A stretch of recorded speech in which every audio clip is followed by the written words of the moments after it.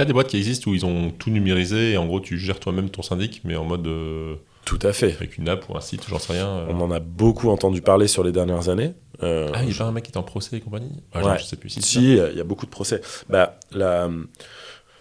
Si on reprend la vision un peu macro et historique du syndic de copro, c'est un métier qui n'a pas beaucoup bougé pendant très très longtemps et qui est régi par une très vieille loi de 1965.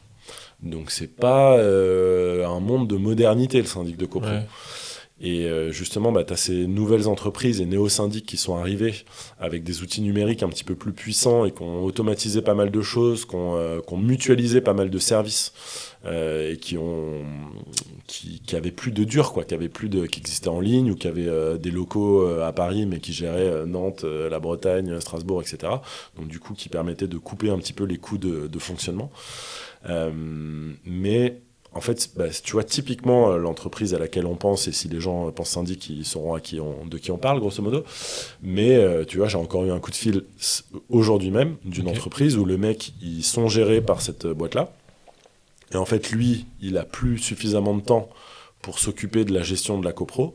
Et en fait, il revient à un syndic professionnel parce que, en fait, si lui ne le fait pas, il n'y a personne d'autre pour le faire. Et donc, du coup, même cette plateforme-là qui est top, enfin, moi, je l'ai vu, ça fonctionne super bien, mais il faut avoir un minimum de connaissances et un minimum de temps. Si tu l'as pas, la plateforme, aussi bonne soit-elle, elle remplace pas un être humain. Aujourd'hui, la machine ne remplace pas l'être humain derrière. C'est trop humain comme métier, le syndic de copro, pour pouvoir se dispenser complètement d'être humain derrière. Et je rajouterais même,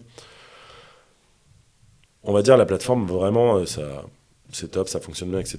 Mais dès que tu as un petit peu de problématiques d'urgence ou de problématiques de travaux et de temps long, là, ça devient un petit peu plus complexe d'avoir juste un outil de gestion comptable, en fait.